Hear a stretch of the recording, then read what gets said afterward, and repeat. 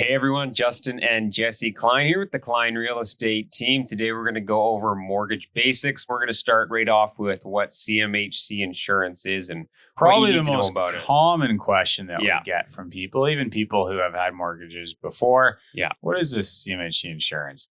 And it's really for purchasing a personal residence with less than 20% down. Basically cover the bank in the case that you default on your mortgage. The bank is not going to take any loss for that. The insurance company will. Yeah. Now, of course, with any insurance, this comes with a premium. And those premiums range from around 2 to 4% of the entire mortgage balance. Depending on if you go all the way up to 19% down payment, it's going to be closer to that 2% range. If you're all the way down at 5%, which is your minimum down payment, you're going to be closer to that 4% range for your mortgage premium. So this may sound a little bit backwards, but if you have more than 20% down, therefore you won't have mortgage insurance, you're actually going to be getting a higher interest rate. I said it right, a higher interest rate if you put more money down. And this is because Canada just loves debt so much. They want to incentivize everybody to take on a bigger mortgage. No, I'm kidding. It's because the bank doesn't carry any risk, right? Yeah. So the bank's offloading the risk to an insurance company. So they're willing to give you a lower interest rate if you have less than 20% down. So I get this question a lot from buyers. Is it worth me doing less than 20% down? And I've run the calculation a few different ways. And it's not only, you maybe shave off 0.3% off your interest rate on average, something like that, right? Which isn't insignificant. Yep. But the other benefit is you're actually freeing up money that you can go invest elsewhere. So you can take that extra, let's say you put 5% down instead of 20% down. You can take that extra 15% and go put it in the stock market. Now, I ran the numbers, and that was actually back when interest rates were lower. So now with high interest rates, I really don't think it's worth it because any money, so you're paying 5% interest, well, you need to earn like 7% in the stock market at least to make that worth it, considering the risk and the taxes you potentially have to pay if you're not doing it out of a tax advantage account. And then you've got your mortgage premium, your 4% to 2% premium as well on that. And the thing with that premium is, let's say you buy this property. Now you can port it, and there are some porting fees involved. Yeah. However, if you just sell the property and say you move or you decide to just rent after that, that mortgage insurance that you paid up front is wiped out. It's gone. That's just like sunk cost. So let's say you're buying a $500,000 condo, $400,000 mortgage, 4% mortgage insurance fee because you put 5% down. Well, that's $16,000 in mortgage insurance that you paid. That goes onto your mortgage when you buy the property. It gets added to the mortgage. You pay it each month. But let's say 2 years down the road, your job's like, hey, you need to move to Toronto. So you have to sell this condo now.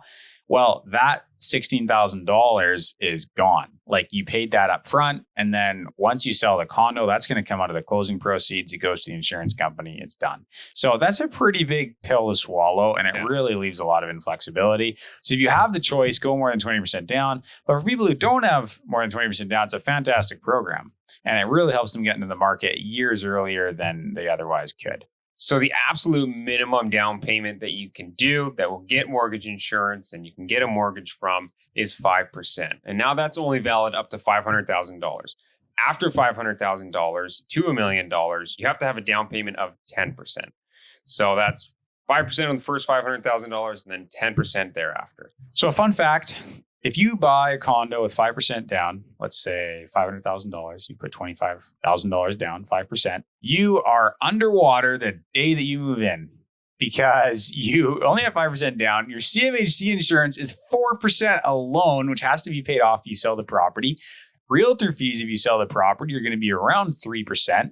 So now you're 7% of your purchase price just to exit the property, plus lawyer fees. You are at least like 8% now. So that is interesting to think about. Really makes you want to stay in a property with at least like a 5-year plan because it's not super liquid. You can't just press sell and get out without any fees. You want to make sure that it's a long-term plan. So another common question that we get from people is, where do I get the lowest mortgage rates? Bunch of bottom feeders. No, it's fair question. Of course, everyone wants the best value. So there's a pretty consistent among the A lenders. I mean, It'll be like fairly tight, like 0.3% or something like that for the same product. I'd say maybe max spread of like 0.5%, but you definitely can get cheaper products. There are discount mortgage brokers that usually provide a little bit less of a attentive service. Like maybe they won't be as attentive to helping you get pre-qualified or making a plan or that kind of thing. But if you're just like ready to go and you call them, they're just going to give you a rock bottom rate and it's like sign here and get it done. They're going to like kick back some fees or whatever. So that's going to be the absolute rock bottom. And then you've got really like the big five: TD, BMO, CIB, Scotiabank, RBC, and they all kind of like trade back and forth between, chasing each other down at certain times, but they all kind of, you could say they collude a little bit and try and, hold around the same numbers.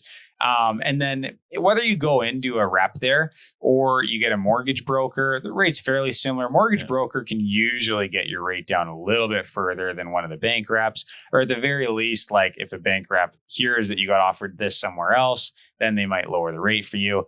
But yeah, like in general, it's all pretty tight.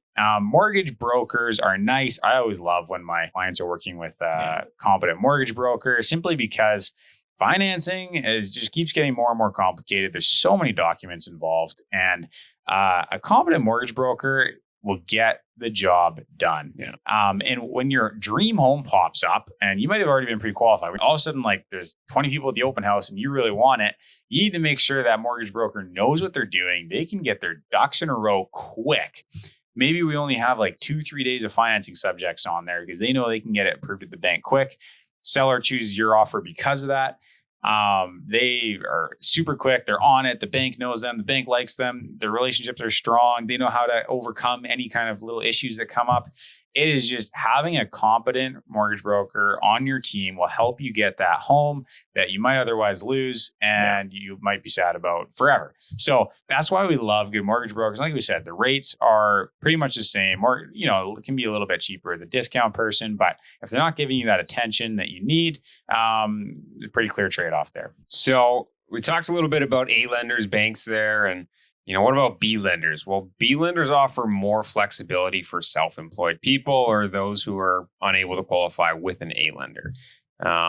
It's a trade-off though. These rates are typically a little bit higher, maybe 1% to 2%. And then that brings us to private lenders. The highest rates, these are up in the mid-teens of interest. Usually these are only to be considered with a plan to refinance or sell within a year or two and pay it off.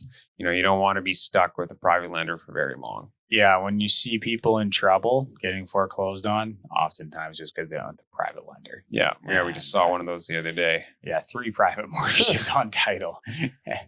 And yeah, not uncommon I don't think you can even get a private mortgage for less than 10% right now. So these are the real basics of mortgages. You got the fixed, you got the variable, and then you have an adjustable variable. So just really briefly to touch on them, you can have, for example, let's say a 5-year fix.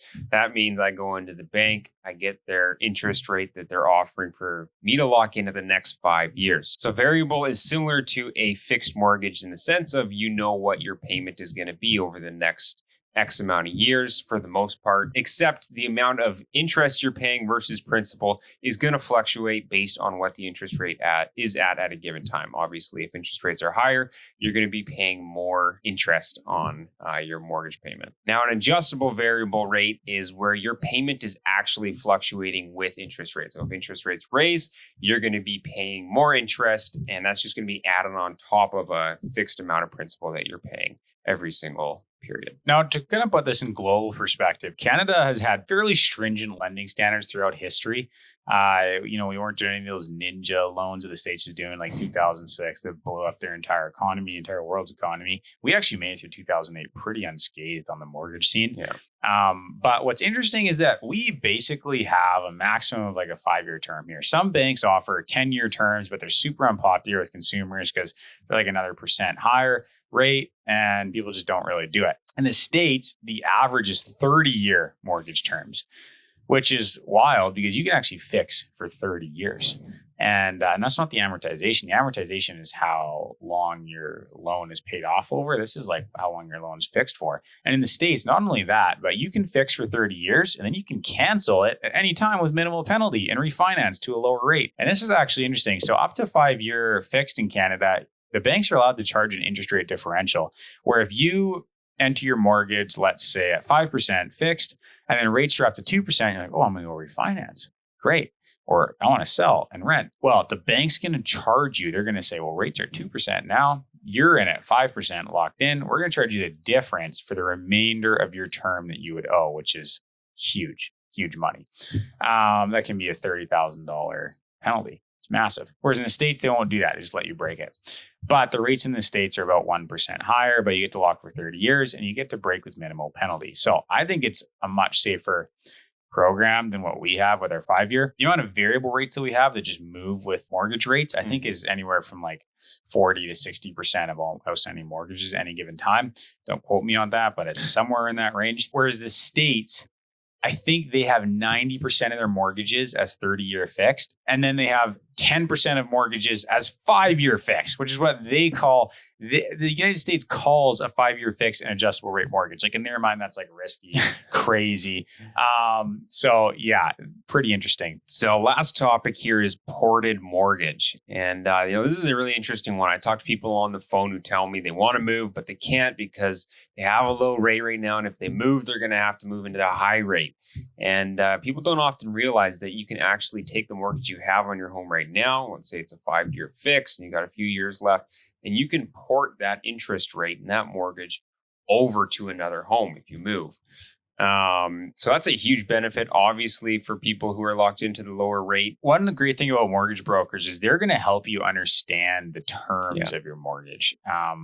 So there's, of course, the face rate, but then there's all these other terms and the flexibility. And like, is the bank just like being really hard on you? And are you going to not be able to be flexible down the road? And a mortgage broker is going to help you understand kind of the marketplace of mortgages, what's normal, what's a good term. And so portability is one of these things. The other one that's really interesting is your prepayments and how much you're allowed to prepay of your principal every year. Like say now, interest rates are up. A lot of people are trying to prepay their mortgages because they're like, well, I got this cash sitting here. I'd rather not have it in stocks. I'd rather just pay off my mortgage, which is now at 6.5%, right? Yeah. So if you're on variable, so there's a lot of that going on. People wish they could pay off their mortgage, but if they got into the wrong lender who didn't offer them great prepayment terms, they might not be able to pay off very much. So mortgage brokers are really good at helping you with that. One interesting thing to keep in mind too with ported mortgages and requalification, which we'll get into a little bit here, is that lenders, they will recheck your credit and assess whether your income can support your ported mortgage or your higher mortgage. So if I'm moving from my home, even though my mortgage might not be very different because I'm just porting it, they're actually going to reassess you and make sure that you can qualify at today's mortgage. Yeah. And kind of like the one thing in real estate that makes people go bankrupt is called a balloon payment. And that's when you get to the end of your mortgage term. So in Canada, often 5 years. And if you get to the end of your mortgage term, you usually need to renew your contracts up. And so this is how people in commercial real estate get burned all the time is the economy's down, the rents on their property are down, banks don't want to relend, but technically they owe their old lender the entire mortgage balance back. Like you owe, let's say you take a $500,000 mortgage. At the end of that 5-year period, you owe them the remaining $450,000 balance. You have to pay that back. So most of the time, things just roll along because you either renew with them or you renew with the new lender and it pays it back. Yeah. But what if the value of the property is down? Nobody wants to give you that amount. Lenders aren't lending because we're in a big recession. I went down this rabbit hole once and I was like, Canada's toast. I was like, we're on all these 5-year balloon payments. Like 1 year, everybody's going to not be able to renew. The whole thing's going to blow up. So what's interesting about Canada, though, is the A lenders don't really make you requalify at the end of your 5 years. They just send you a renewal and you just sign it. And so if you want to go to a new lender and get a new rate or a new mortgage product, you will have to requalify. But if you just stick with your same lender, they're just going to send you a rate, you just sign it. Now, the thing is, when they know the buyers are feeling the pinch and they can't requalify, those rates are going to be high. Like I heard stories from the 90s in Toronto, it was a mess, right? People would get a rate at like whatever, 3% higher than what the market rate was. And they would just sign it. They were like, I need to renew my mortgage. Like they were so scared, right? They knew they couldn't get refinance anywhere else. So whatever their lender was offering, they just took it. Really, one of the reasons why Canadian real estate has not crashed in so long is because banks will just renew mortgages without checking requalification. But yeah, if you want to port your mortgage, if you want to get a new product with a new lender, you will have to requalify then. We're real estate agents. We're not mortgage brokers, but we've spent a lot of time researching mortgages, and that's why we can give you guys this information. So if you have questions, reach out. We're happy to talk, answer those. Or if you feel like you are ready to, take that step, figure out how much you can borrow, we can connect you with great mortgage brokers that we've worked with quite a bit. And just send us a message or give us a call. We're always happy to talk. Thanks for watching. Don't forget to like and subscribe.